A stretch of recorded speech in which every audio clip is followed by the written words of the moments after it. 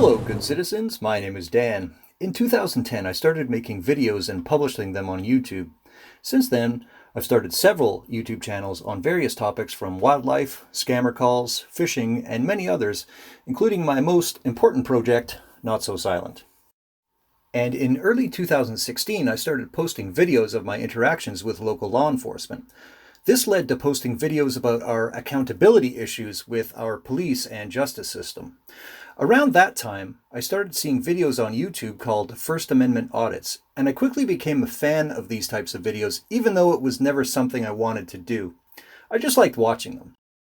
Some of my first favorite channels were Max Tech Media, First Amendment Tests, Brett Sanders, Honor Your Oath, News Now San Diego, Tom Zebra, and The Batosai.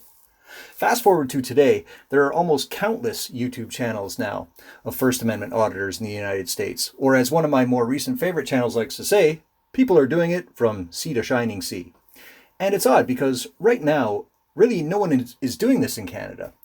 And I can only think of a handful of people in BC and maybe Ontario that have attempted something similar to a First Amendment audit.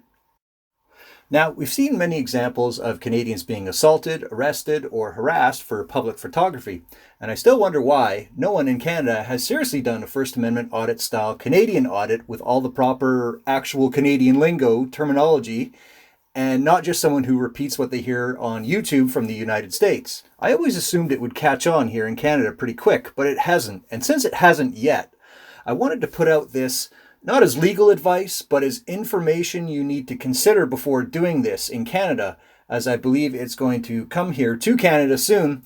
And what I don't want to see is someone starting to do this who may not be putting out a good example of how to do this in Canada and that catching on. Like, for example, if someone just flat out copied High Desert Community Watch and you did that in Canada, you could be arrested pretty quickly, in my opinion. So I thought now would be a good time to put this information out there before people start doing this in Canada. Now, before I decided to do this, I contemplated how I could make videos that expose the anti-police false narrative that police have created about me being a violent and very anti-police person. And I thought this would be one of the ways I could go about it. As you've seen in all my videos, I interact with police in a cool and calm manner. Clearly, I am not a violent or very anti-police person. Usually, if the police don't like you for whatever reason, and they have nothing on you to use against you because you're a law-abiding citizen, they create their own story that fits their narrative. One of the reasons they do this is to justify any future actions or interactions with you. If you're flagged for violence and noted to be very anti-police, even if you're not that type of person, it goes a long way in court if something happens in the future. Imagine this. The cops beat you up because they can, and you end up getting charged, and cops are testifying in court. One of the things they rely on is their prior knowledge of you being flagged for violence and being a very anti-police person. And that's what they use against me. There's all kinds of bulletins about my lawful behavior, like following proper court procedures, which has caused mass alarm against some of British Columbia's most brave and powerful government employees.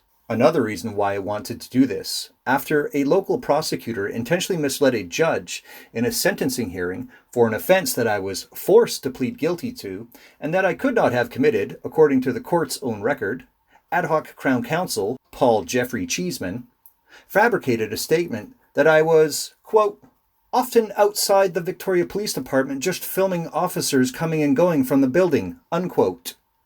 Paul Jeffrey Cheeseman did fabricate this all on his own because not only have I never done that, there are no police officers that could tell him I've done that, and there are no statements from the Victoria Police about me doing that. So since this false information was brought before the courts and our local prosecutors cannot be held accountable because the laws don't apply to them, 7-part series on YouTube, I figured, you know what? That's exactly what I'm going to do, given the totality of the circumstances. And not only am I going to do it, but I'm going to share with you information on how you can do it in a safe, lawful, and reasonable manner. Make no mistake here, folks. This information is not intended to show you how to do a First Amendment audit. It's not going to show you how to bark orders at police or look good for the camera. And if that's what you hope to get out of this, you're going to be disappointed. Now, before I wrote this, I really had to unlearn what I had learned by watching First Amendment audits and make this Canadian version from the ground up, get all the Canadian lingo correct, and distance ourselves from the First Amendment audit with our own Canadian terminology and lingo that is exclusive to the Canadian version, relying on Canadian material, not First Amendment audit material. And that's what you're going to learn here, is how and where a First Amendment audit and the Canadian version are different. Again, this is my personal knowledge, experience, and opinions. I'm just communicating information. You don't have to listen to anything I say. If you have a different opinion, by all means, do it your way. So let's start with a brief history of photography. Photography and film date back all the way till the 1800s, and it wasn't until the late 80s and early 90s that photography and film started to become digitalized. In the 2010s, smartphones began making their way into the hands of thousands of people around the world. And with those smartphones came built-in digital cameras. Fast forward to today, in 2018, almost everyone has a smartphone, which also means that almost everyone has a digital camera on their person. Cameras, when used properly, can provide an objective record of events that otherwise might be difficult to prove without a digital record. And this is where we are today, where our police fear cameras. They don't want you recording them because they're used to doing things a certain way, their way. And if you're recording them, they cannot do things their way, the way they're used to doing things. So in the USA, citizens have a First Amendment right to photograph and record video in public. So in Canada, we don't have a First Amendment right to photograph and record video in public. So what do we have? In Canada, we have the Charter of Rights and Freedoms. Now, I hear some people quote Section 2 of the Charter for photography and recording in public, and that's fine. But what you might be missing is Section 1 of the Charter. If you know Section 2 but don't know Section 1, then you may want to have a look here, because it says Section 1. Canadian Charter of Rights and Freedoms guarantees the rights and freedoms set out in it, subject only to such reasonable limits prescribed by law as can be demonstrably justified in a free and democratic society. So right there, to me, it says that the Canadian government can place reasonable limits on your rights and freedoms, especially to preserve other rights. So long story short, what this says to me is that we won't know if the limits placed on your rights and freedoms is reasonable until you've gone through some sort of court process, whether it be criminal or civil or even both. So ask yourself, do you want to go through a court process to find out whether or not your rights and freedoms were reasonably limited? Because that's basically what you're in for if you choose to do this. Whatever you say you have the right or freedom to do, you may be the one who has to demonstrably justify it in court that the limits placed on your rights and freedoms were unreasonable in a free and democratic society. This can take years to do. If you can't do it yourself, you'll have to hire a lawyer to do it for you. If you can't do either, then you're not going to be able to fight back. And if that happens, you're basically allowing it to happen if you choose to do nothing. And if that is your only option, then you should not be doing this. I'll get into that more at the end of this video, but for now, make sure you read and understand Section 1 of the Charter. Just remember, reasonable is whatever they want it to be, not what you say it is. And if it comes down to it, it'll go before the courts. Canadian case law will be your most important tool. You can research and read up on Canadian case law on a website called the Canadian Legal Information Institute, or CanLII for short. Here you can search case law for offenses such as mischief, public mischief, causing a disturbance. Those offenses are similar to the American law called disorderly conduct. Obstructing police is another good one. And of course, know your provincial trespassing laws in and out. Section 2. Everyone has the following fundamental freedoms. Subsection B. Freedom of thought, belief, opinion, and expression, including freedom of the press and other media of communication. So, as I mentioned earlier, Section 2 of the Charter is what people commonly refer to for public photography or freedom of expression. And as you can see here, Section 2 of the Charter is called, quote, fundamental freedoms, unquote. So keep that in mind, because you might be inclined to say you have the right or rights to do this. That would be somewhat inaccurate, as Section 2 covers our fundamental freedoms. So it would be more accurate to say I have a fundamental freedom to do this, not I have the right to do this. Section 2, subsection B, freedom of expression and freedom of the press and other media of communication. Now, we've all heard First Amendment auditors say things like, I'm an investigative journalist gathering content for a story, and freedom of the press. So one of the things you need to be careful about doing this in Canada is never lie about who you are or what you're doing. And if you say you're a journalist, you could be lying. And in Canada, you don't need to make such a declaration that you're a journalist. And if you do, that may work against you. Unless you can back that up with more than just a camera, a YouTube channel, and a Facebook page. If you ever get arrested and prosecuted and try that story before a judge, I don't think a judge will buy it, especially if you have heated interactions with law enforcement. Not mentioning any names, but I've seen a few videos where people claim to be a journalist and then do things on video that, the judge is going to side with a reasonable person, not an unreasonable one. And I think it's pretty simple that you can just simplify it without going for the I'm a journalist routine. And I think this is much safer if you ever end up in court and have to defend your actions. Okay, so I would never say I'm a journalist, but if you were a journalist, you could rely on the Charter, Section 2, subsection B, freedom of the press. See, because here's the thing. Everybody with a camera, a YouTube channel, Twitter account, Facebook page, guess what? The Charter covers that too. As it states, quote, other media of communication, unquote. Right. Because a YouTube channel is exactly that, other media of communication. So you don't have to declare you're a journalist or freedom of the press. You don't have to. Because other media of communication and your YouTube channel is all you need to say or rely on. And that has the same protection as a journalist / freedom of the press. So I would never say I'm a journalist or say freedom of the press. I would say I'm gathering information of public interest to communicate through my YouTube channel or something similar. That way no one can twist what I said to make it look like I was lying about who I was or what I was doing. I think I said it best in one of my videos when I approached a prosecutor on the sidewalk and said something like, hi, my name is Dan. I have a YouTube channel called Not So Silent, and what the Charter refers to as other media of communication. And then I asked him my question. Didn't say I was a journalist. Didn't say I'm freedom of the press. I don't need to rely on that. I'm relying on other media of communication, which is just me and my YouTube channel. And that's got as much protection as a journalist and freedom of the press. Here is some information about when you have to ID in Canada. So in Canada, you only have to ID yourself if you've been lawfully arrested or caught committing or about to commit a criminal offense of some sort. This would include offenses under the Motor Vehicle Acts, while operating a motor vehicle, riding a bike, jaywalking, or something similar, as well as any bylaw offenses or trespassing. So if you're a pedestrian and you jaywalk or commit a similar offense, or you're on your bike or in a motor vehicle and they claim you committed some sort of an offense, you must provide identification. If you don't, you could be charged with obstructing police, much like in Moore versus the Queen, 1978, which I'll get into later. And you also cannot give a false name. That would also be obstructing police. A lot of times police will pressure you for your name, even though you don't have to give it. And they keep up the pressure, and you end up giving a false name. Well, now they got you, because you chose to break the law, much like in R versus LSL, which I'll get into in later.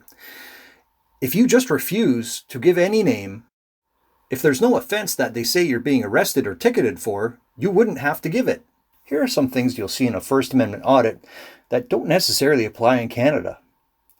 So one of the main things you'll see in a First Amendment audit is police will be asked for their names and badge numbers, mainly because most police departments in the States have a policy about stating it when asked. So can you do that in Canada? Well, I don't.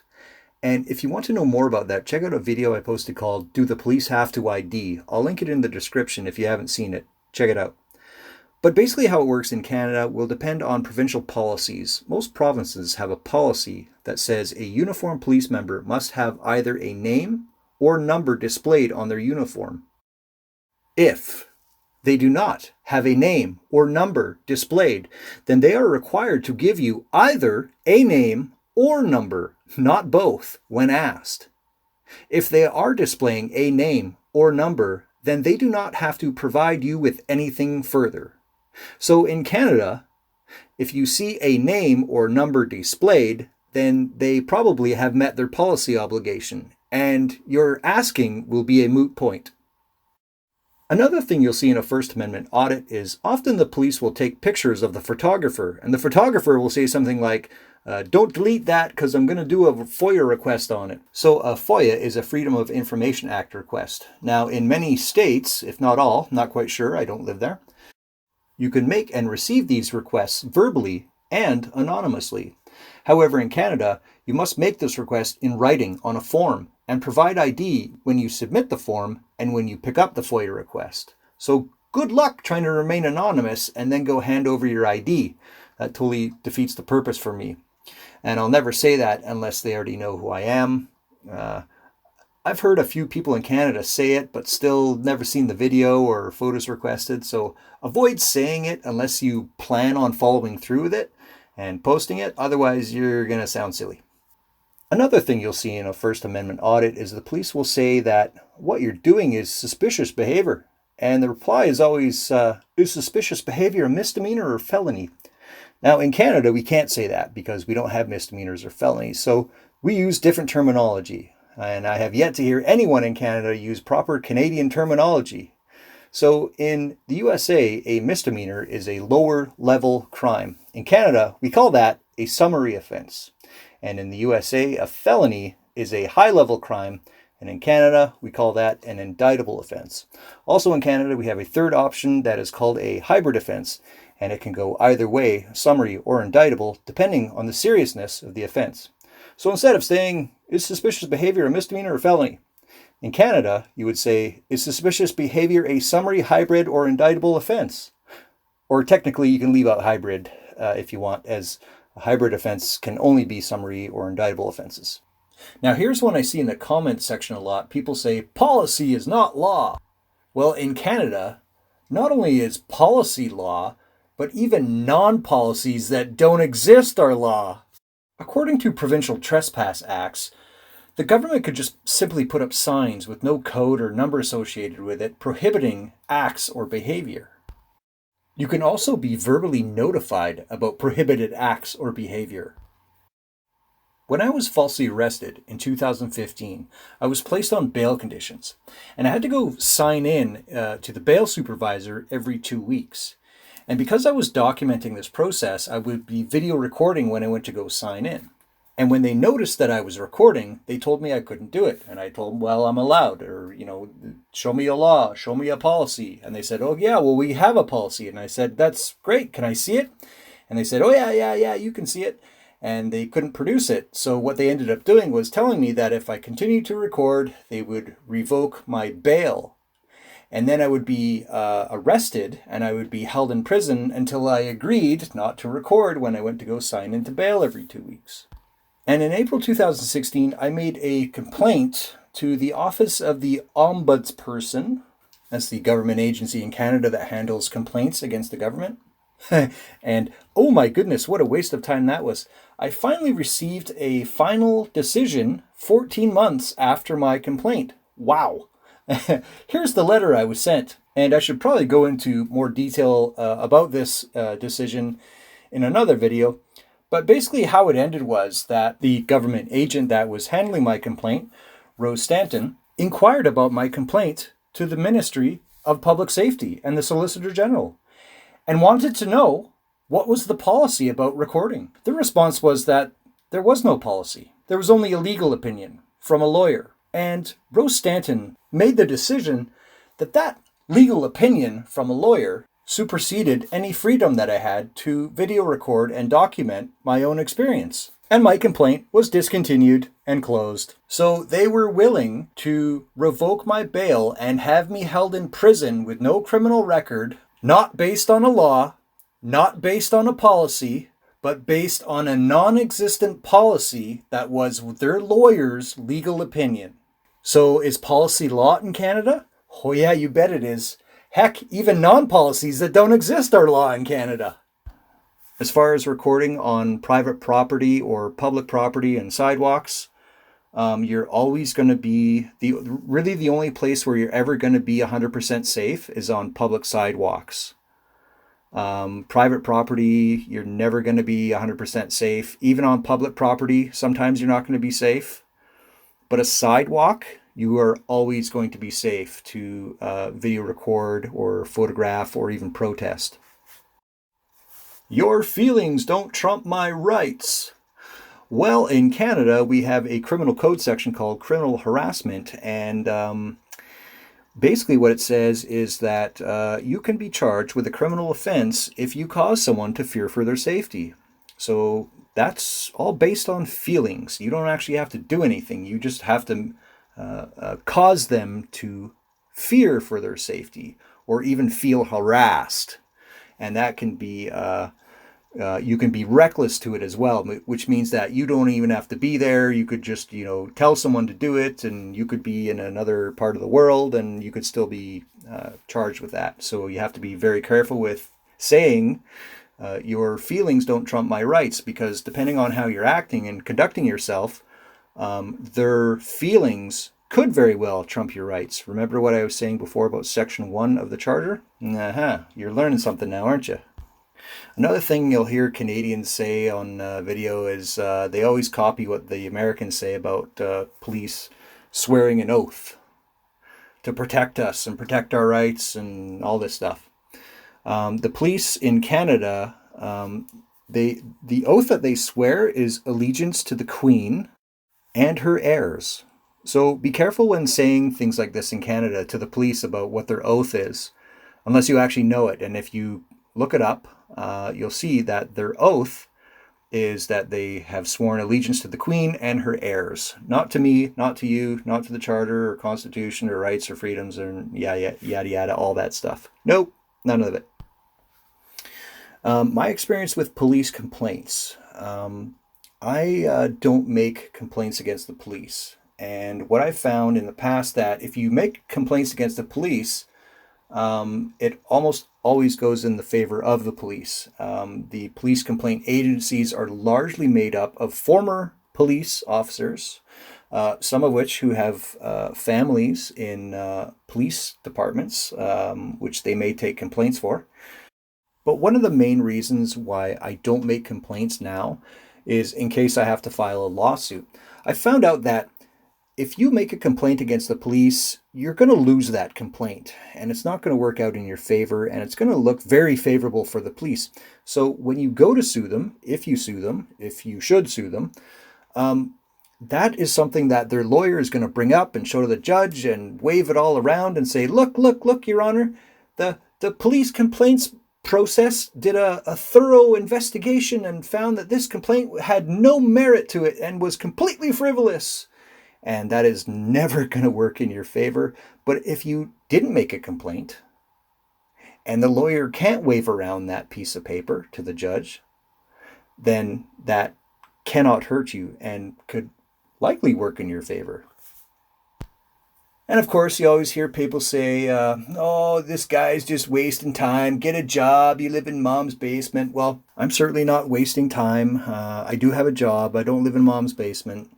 I don't make these videos because I want to. I make them because I have to.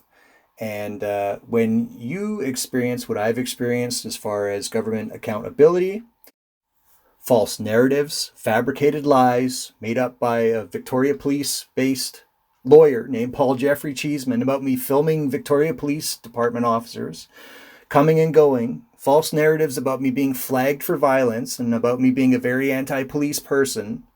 Okay, no one can say I don't have a reason for doing this, or I'm just wasting time, or I don't have a job. I've tried many times to go about this the right way, make a complaint, wait for the results. Never happens. So no one can say I don't have a reason for doing this, or I'm just wasting time and I don't have a job. Sorry. So some of the criminal offenses in Canada that the police may throw at you for public photography, one of them is mischief. And something you should know about the criminal offense of mischief is that mischief there's what's called a lawful excuse. Means that what you were doing, you were allowed to do it, but they arrested you and charged you anyway. And it's a solid defense. It's a defense that works if you're ever charged with mischief. And that's only if you were what you were doing was you were communicating information. And I'll talk about that more a little bit later when I go into Canadian case law later in the video. But if you are communicating information, the charge of mischief does not apply. So one thing I always try to do in my videos is communicate information. Causing a disturbance. Well, that's a good one because the police often approach you and say, well, you're causing a disturbance. And according to the Justice Institute of British Columbia, the criminal offense of causing a disturbance never applies when it is the result of the police showing up or the police approaching you and speaking with you. So if the police approach you and speak to you and they want to know what you're doing and you don't want to provide ID and they say, well, you're causing a disturbance, never, ever does it apply to the police. Can't be the complainants of causing a disturbance. You have to disturb the public or someone in their home somewhere. Public mischief. Now, I've heard this one a few times. Donald Smith often posts short clips of him going into police stations and asking what's the policy on recording in a public lobby or something like that. And sometimes the police will come out and say, hey, if you don't leave, we'll charge you with public mischief. And it's funny how many times I've actually heard them say this, because public mischief doesn't even apply. Public mischief is section 140 of the criminal code. And if you look it up, you'll see that public mischief applies to when somebody calls the police and reports a crime that never happened, or someone calls the police to sway the attention away from them and onto someone else. So if you ever hear public mischief, just know that they're just pulling that out of a hat. It just sounds good. They're expecting you not to know what it actually means. So another thing I want to talk about here is something I came up with that is a failsafe. And another thing I decided I would do in this sort of Canadian audit thing, if I'm going to a police station to record video or take pictures, is give them notice. The main purpose for this is it acts as a failsafe should I get arrested or charged. Now, I know I'll catch a lot of flack for this because some people believe it defeats the purpose, and I suppose in some situations it can. However, in Canada, you need to be careful when doing this because you want to avoid a citizen calling the police on you, a complainant as they're called. If the police are responding to a call from a complainant, they are acting in good faith, and their qualified immunity will almost always remain intact. So, if you provide them with a notice, then they know about you before anyone can call. If the police react to the notice and there's no complainant, and you get arrested, then the police are acting on their own will and whims, and qualified immunity is not going to be on solid ground. So let's say I give the police a notice saying something like, I'm going to be around taking pictures and video of their building, property, signs, cars, and staff, and everything they would need to know is on the notice. The only thing missing is my personal information, which of course they're not privileged to. Would they even read it? Would they come out and demand ID even though I gave them notice? Would they accuse me of doing things that I said in the notice that I was going to do, but they say it wasn't on the notice? Would the notice confuse them? Would they understand it? The notice also provides a way for you to not answer any questions. Police will often repeat the same question over and over again, hoping that you will give some sort of contradicting information, and they'll use that as some sort of grounds to suspect you of an offense or flat out arrest you. The notice, in fact, answers all the questions, with the exception of my personal information. So let's run this scenario. I give notice. It has everything they need to know about what I'm doing and why. So if they ask me what I'm doing and why, I might just simply respond, well, it's all in the notice, or I gave you guys notice. Now think about it. If I get arrested and criminally charged and I go before a judge and part of my defense is that I gave them notice, any reasonable judge is going to take this into account, and the likelihood of me going to trial or even getting a conviction for something after giving the police notice is, in my opinion, extremely unlikely.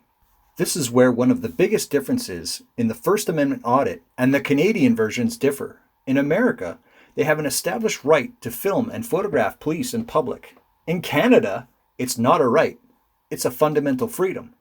So the best way to protect yourself in Canada while exercising this fundamental freedom is to act reasonably. That's really all you have to do. And I know a lot of people are going to chime in and say, oh, freedom of speech is freedom of speech. And yeah, okay. So first of all, in Canada, it's called freedom of expression. And our freedom of expression is not absolute. If you're just being an annoying, disruptive nuisance, then you might not be acting reasonably.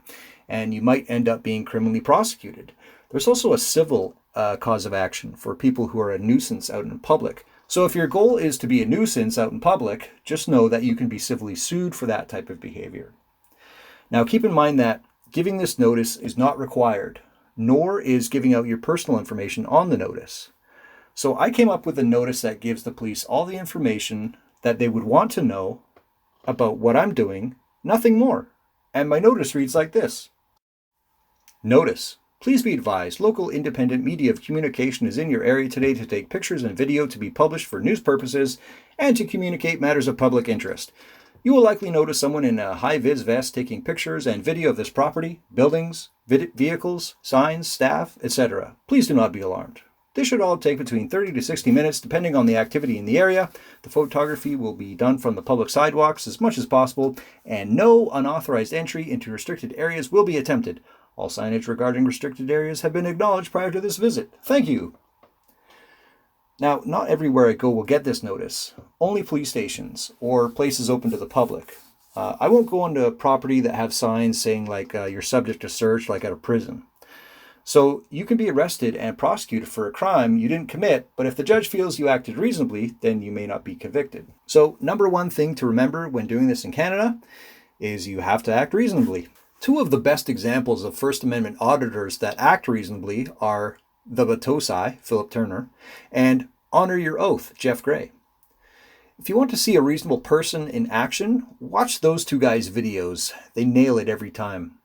If you get arrested and prosecuted and your defense is that you're a journalist gathering content for a story while yelling at people things like, go kick rocks, you're dismissed, you're going to be a YouTube star, walk of shame. If you present this in court, do you honestly think a judge is going to believe that A, you're a journalist, and B, you acted reasonably?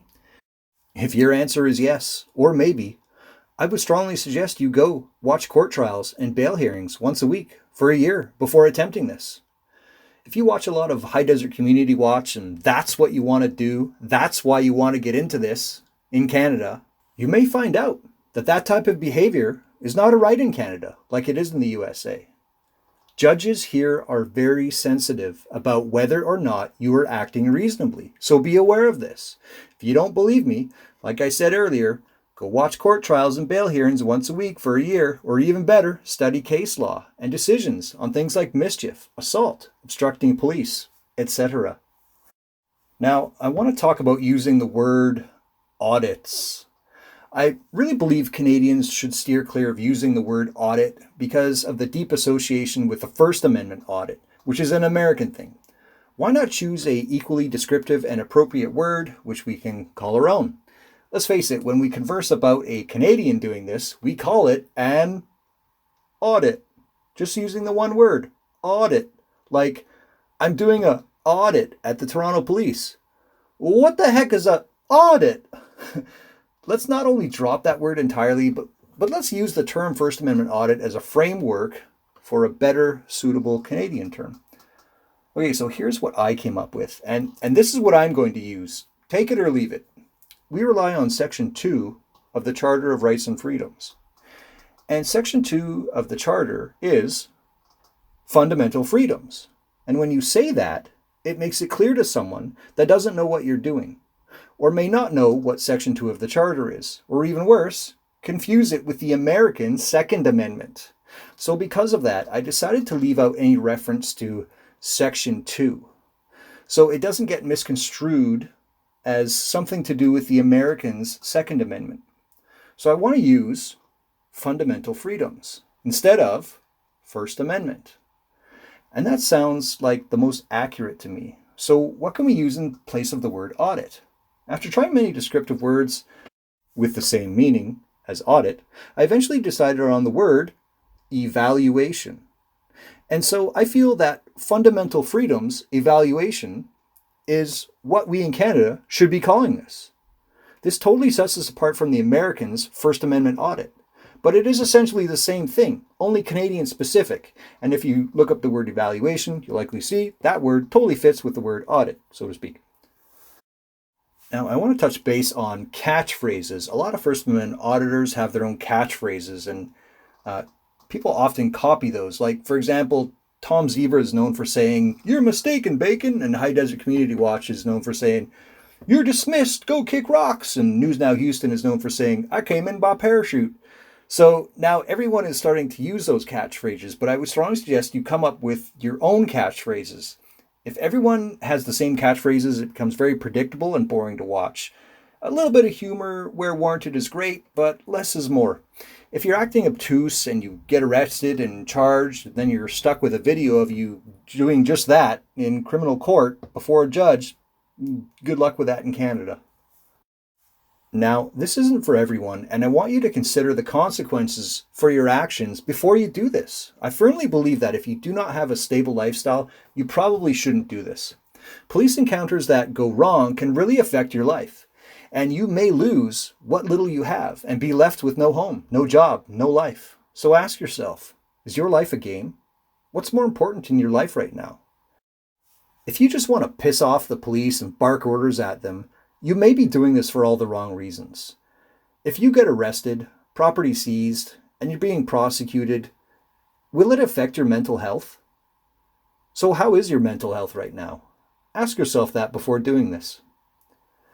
If you cannot represent yourself in criminal court or cannot afford to hire a lawyer, I'm talking like minimum 30 grand, you probably shouldn't be doing this. Depending on how you go about conducting yourself, you could be arrested and criminally charged. Do you have a plan for that? Have you thought about that? Think about it before doing this. If it happens to you, what will it cost you? Think about it before doing this. And then same question if you have a civil remedy.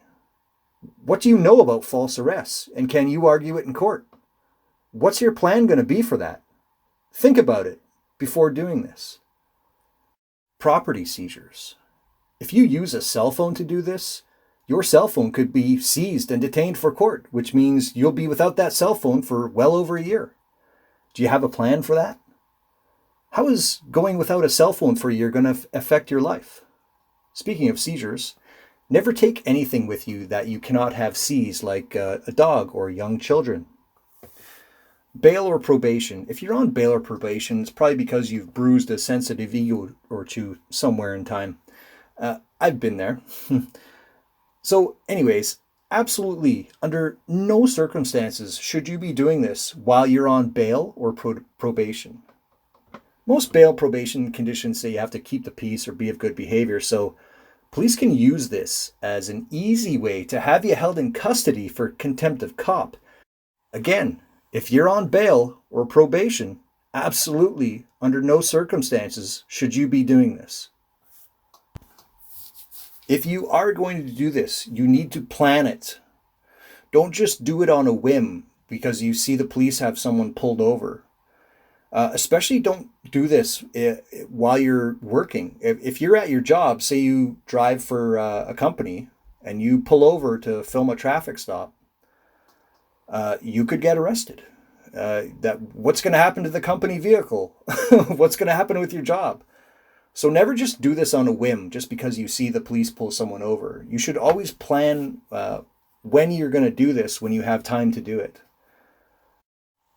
Now, I've heard some people say that they're going to travel and do this. So like, I know I keep bringing him up, Donald Smith. He's a good example. He keeps saying, I'm going to go to Nova Scotia and do this. I'm going to do this in Vancouver Island, and I'm going to do this in Alberta.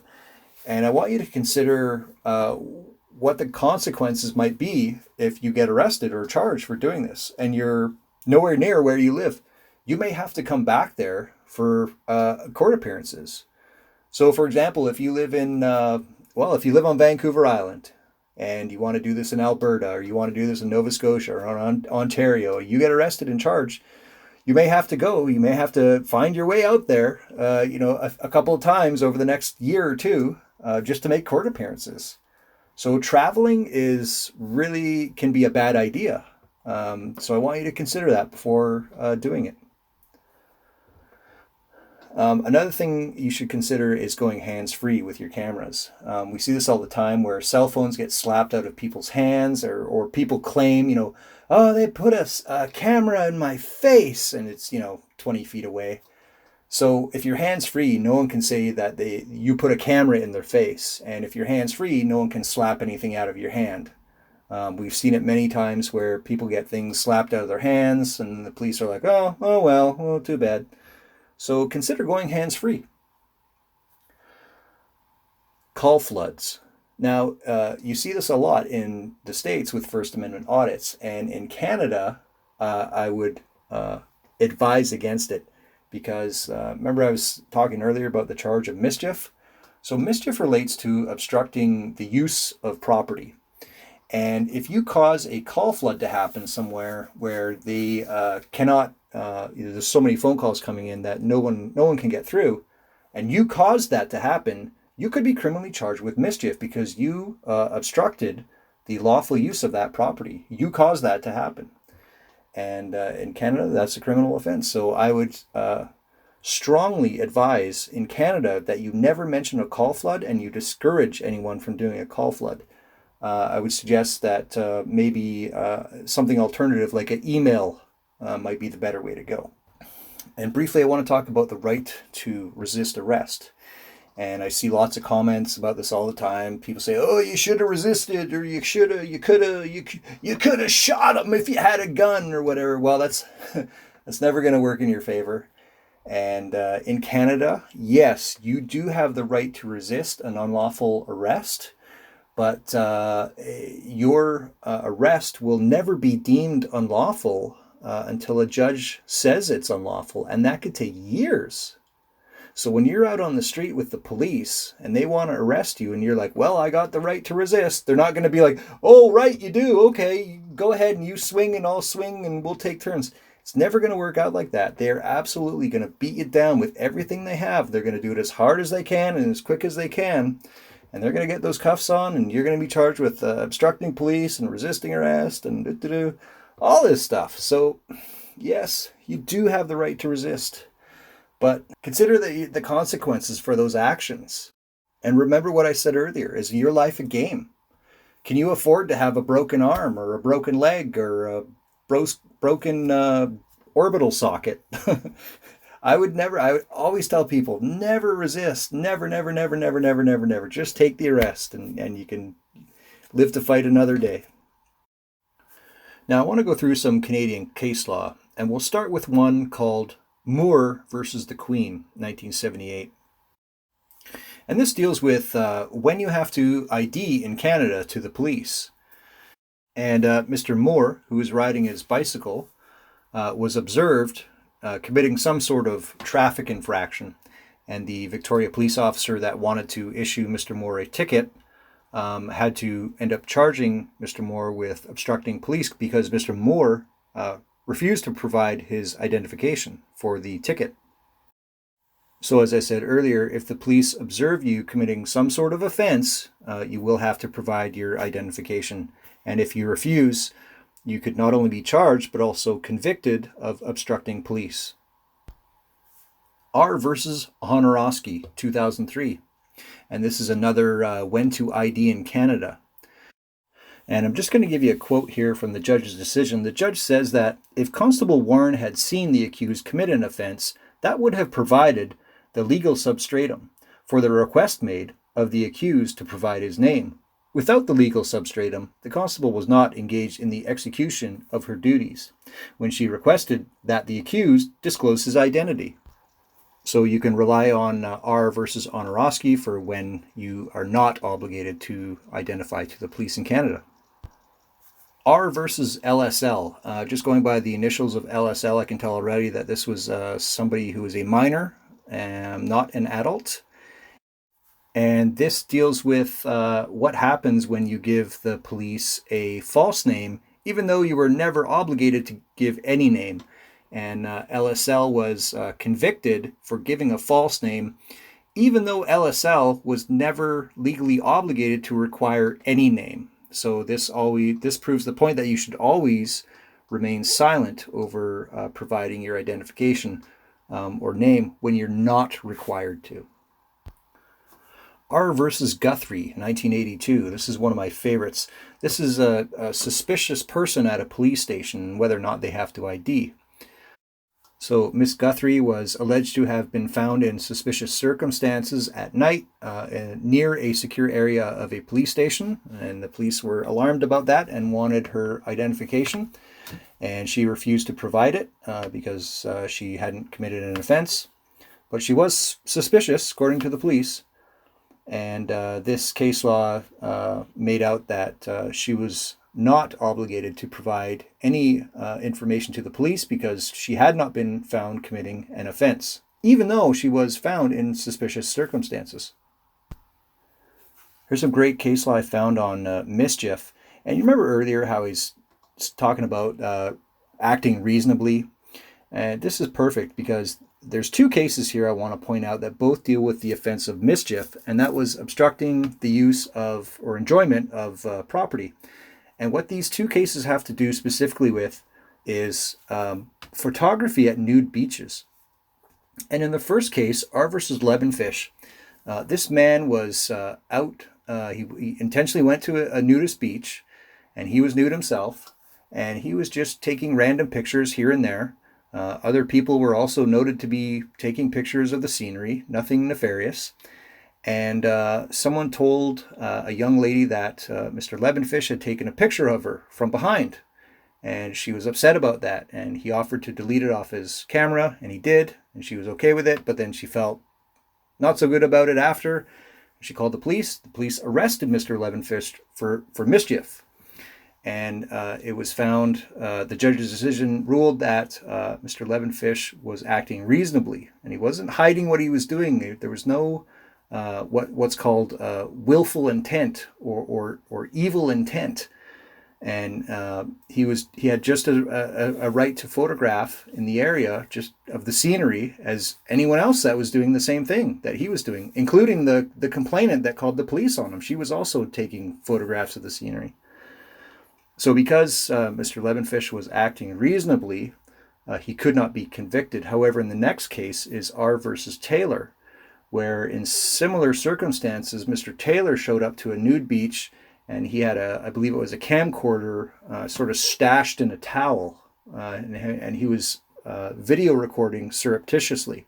And he would be zooming in on women's behinds and recording that, and people caught him doing this, and then they called the police on him, and Mr. Taylor was convicted for mischief because he was obstructing people's enjoyment of that property, even though it was public property. So the judge ruled that Mr. Taylor was acting unreasonably, and he had willful intent. He was some sort of evil intent. He caused other people to lose their enjoyment of that area, that property that was public property. And this again goes with what I was saying earlier about do your feelings trump my rights? And Mr. Taylor here was convicted for his willful intent, his evil intent, and his actions which caused people to feel the loss of enjoyment for that property, even though it was public property. Another good Canadian case law for mischief. This one deals with what I was talking about earlier about communicating information, and it's R versus Tan. And in this case, these protesters wanted to communicate information about a U.S. warship that was anchored off in Canadian waters. So this group of protesters decided that they would get in their small boat and get out to where this warship was, climb up the anchor chain, and lock themselves onto it with a sign that was communicating information. And they believed that they were protected by doing this. But of course, the judge ruled that this was not a reasonable way to go about it, and this certainly obstructed the lawful use of the property, which was the worship. And the judge ruled in R versus Tan that this protester was guilty of mischief.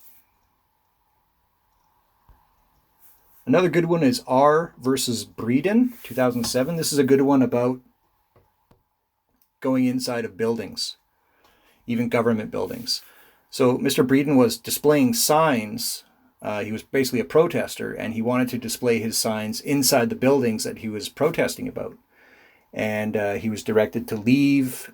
He was told he could, go out and do this on the sidewalk as much as possible. He refused to do so. And this did not work out in Mr. Breeden's favor. And this is great case law for that protects you for your activities when you remain on the public sidewalks. Another good one is R versus Robert John McFadden in 2016. And this has to do with photographing the police in the street and approaching them and being too close and being charged with obstruction. I'll let you go ahead and read through that. It's very interesting. Here's one that was actually a lawsuit in Supreme Court in British Columbia. It's called Walkie versus Canada, 1997. And this has to do with false arrest and false imprisonment. I'll let you read through that. Here's one called R versus Davidson. This is another criminal matter from 2011, where the judge ruled that Mr. Davidson was basically beat up by the police because they didn't like what he had to say. He had some nasty things to say to the police, and they basically beat him up. And to quote Justice Leslie Baldwin, she said that she finds that the reasons for Mr. Davidson's arrest was what she called, quote, contempt of cop, unquote. Great Canadian case law there. Check it out. And the next one is another criminal matter called R versus Zarafinitis, 2013. And at the time, Mr. Zarafinitis was a police officer acting in his official capacity. And Mr. Zarafinitis was criminally charged after he beat up a photographer. So this is great case law. You'll definitely find what the judge says pretty interesting about police officers and photographers when you read this. Ward versus the City of Vancouver. This is some great case law on how long things can play out in courts. Mr. Ward was alleged to have been reported. Remember I said earlier about how it can be dangerous to have a complainant? Don't ever let anyone call the police on you for something like this. So Mr. Ward was observing a public appearance of the Prime Minister of Canada at the time, and someone called in about somebody who was going to attempt to hit the Prime Minister with a pie. And Mr. Ward fit the description of that person. Mr. Ward was pursued by police. He was arrested. He was strip searched, had his car impounded, and Mr. Ward wanted to sue the police and the city of Vancouver. And this went on this first went to Supreme Court in 2007, went to back to the Court of Appeal in 2009, and then finally to the Supreme Court of Canada in 2010. And I'll let you go through it all and read it all. And this is what it's like if you want to fight for your rights, folks. And finally, we have it's another lawsuit called Bracken versus Fort Erie. And this is another one of those cases that, went through the courts a few times. This guy eventually had to go through the Ontario Court of Appeal, which he finally won. And the case law for this really deals with, remember earlier I said about how you got to know Section 1 of the Charter, because Section 1 deals with the reasonableness. And this is great case law about Section 1 of the Charter and the reasonableness of, the protester or the person doing public photography, the false narratives that government agents can make about people and other kind of related stuff like that. So this is really good case law. The final court appearance on this matter was in 2017 in the Ontario Court of Appeal. Now, obviously, there's way more case law that you can look up. This isn't, the only one that kind of pertains to what you could be potentially dealing with if you decide to do this. So one of the things that I came up with for my Fundamental Freedom Evaluation series was that I wanted to sort of, if any fails occur, I want to sort of classify them, because I noticed that In First Amendment audits, there's fails that happen all the time, but it could be somebody putting their hand on your shoulder or somebody kicking you to the ground and confiscating all your cameras and having you criminally prosecuted. So to me, there's a big difference between the two. And I think, if it's not too late, maybe we should be doing this. Every time you see a First Amendment audit or something similar in Canada, like what I call a fundamental freedom evaluation, and again, this is what I'm going to do with my videos, is I'm going to have different levels or classes of fails. So like there might be a class 1 fail, a class 2 fail, or a class 3 fail. I believe that a pass is a pass. A pass will always be a pass. But my personal belief is that a fail is sometimes very minor and sometimes very egregious. And I think we need to come up with a system. Well, I've come up with a system that I'm going to use. It'd be neat to see people use this, but fails, that's pretty broad, to say that, well, that cop put his hand on my shoulder, or, the cop beat the crap out of me and took all my camera gear. There's a big difference between the two. So I came up with this system. Now, as I said earlier, passes are pass. There's no classes for those. But a fail, this is what I came up with. A class 1 fail is the butthurt class. So section 1 of class 1, the butthurt class, is repeatedly asking or pressuring for personal information or ID. So to me, that would be a fail. Not a big fail, not a horrendous fail, but a butthurt class 1 fail.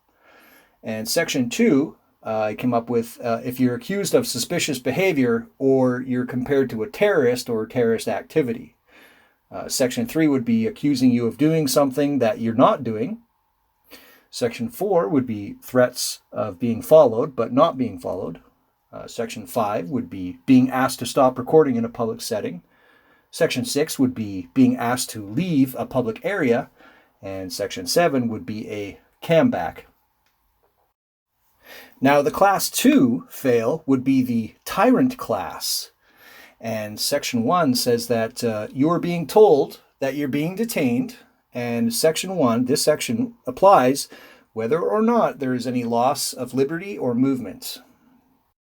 Section 2, physical intimidation or entering into another person's personal space.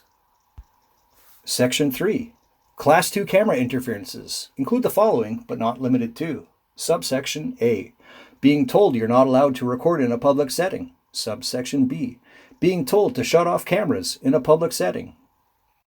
Section 4, being told to leave a public area or being forced to leave a public area because of physical intimidation and or verbal threats of arrest, whether they are real or implied. Section 5, initiating rude or disrespectful behavior or comments, including, but not limited to, condescending or dismissive comments about A, public photography, B, rights preservation, C, choosing not to provide personal information, D, anything related to a person having nothing better to do or needing a job. Section 6, repeatedly calling out any private person's full name or any personal information in a public setting with the intent that it gets publicly disclosed. Section 7, disclosing or discussing any person's potential criminal history in a public setting with the intent that it gets publicly disclosed, regardless if it is A, legitimate, B, alleged only, C, fictitious or a rumor, and D, fabricated. Class 3 is the criminal class. This would be the worst of the worst fails. Section 1, intentionally shining a light in anyone's eyes. Section 2, Class 3 camera interferences, including the following but not limited to A, cameras moved, B, cameras damaged, C, cameras seized, D, cameras turned off, E, cameras manipulated with any light shining devices or manipulated in any other manner to obstruct, interrupt, or interfere with or to prevent recording of audio or video in any manner. Section 3, any video or audio footage altered or deleted in any manner. Section 4, attempting to assert any policy, bylaw, or law that does not exist or does not apply to the situation. Section 5, being followed. Section 6, being handcuffed. Section 7, being assaulted, as defined by the Criminal Code of Canada. Section 8, being arrested, which means you're being forced to ID. Section 9, being charged or prosecuted. Section 10, any acts contrary to the Criminal Code of Canada or Canadian case law. Well, that's it for this video. I hope you learned something. I hope you enjoyed this informative video. This is not legal advice. I am not a lawyer. I hope that I've provided you with enough information for you to decide not to do this. And if you do decide to do this, you'll be doing this informed. Thanks for watching.